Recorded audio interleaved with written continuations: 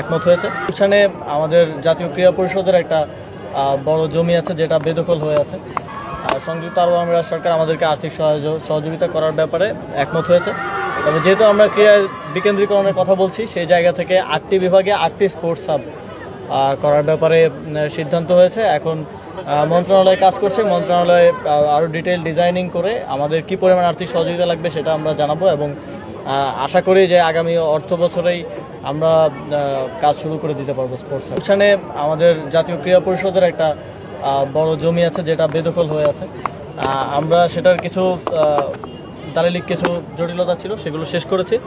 আমরা সেটা নিয়েও একটা ডিজাইন করা হচ্ছে যে যেই ফেডারেশনগুলো সাধারণত ইনডোর স্পোর্টসের যে ফেডারেশনগুলো আছে সেই ফেডারেশনগুলোকে সেখানে অফিস এবং স্পোর্টস ফেসিলিটিস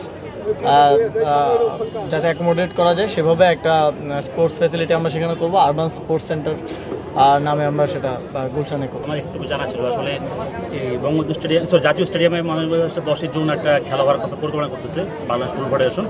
এখন বাংলাদেশ ফুটবল ফেডারেশন এইটাকে আপনার জাতীয় ক্রীড়া পরিষদের পক্ষ থেকে এটা কবে নাগাদ ঘোষণা করা হতে পারে যে জাতীয় স্টেডিয়ামে আপনার হামজা চৌধুরী ম্যাচটা প্রথম সিঙ্গাপুরের বিপক্ষে যে কাজ অলমোস্ট শেষ। আমার তাবিবদের সাথে অলরেডি কথা হয়েছে।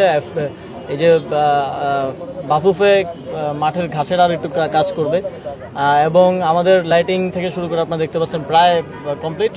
আশা করি আগামী আমাকে যেটা জানানো হলো 20 দিন থেকে 1 মাসের মধ্যে ফুল মাঠ রেডি হয়ে যাবে খেলার জন্য। সো জুনে আয়োজন করতে কোনো অসুবিধা হবে না। আমাদের একটা পলিসিগত সিদ্ধান্ত ছিল যে কোনো ফেডারেশনে কেউ সর্বোচ্চ পদে 2 বারের বেশি থাকতে পারবে না। তো সেই জায়গা থেকে কমিটিটা পরবর্তীতে আবার পরিবর্তন করতে হয়েছে এবং আমরা সমন্বয় করছি সার্চ কমিটির সাথে। আপনারা জানেন সার্চ কমিটির যেই কার্যপরিধি তারা মন্ত্রণালয়কে কমিটি প্রস্তাবনা করবে এবং এটা প্রস্তাবনা, সার্চ কমিটি চূড়ান্ত না, মন্ত্রণালয় চূড়ান্ত কমিটি দিবে। আপনারা জানেন এখানে অনেকগুলো বিষয় আছে যেগুলো আমাদেরকে দেখতে হয়।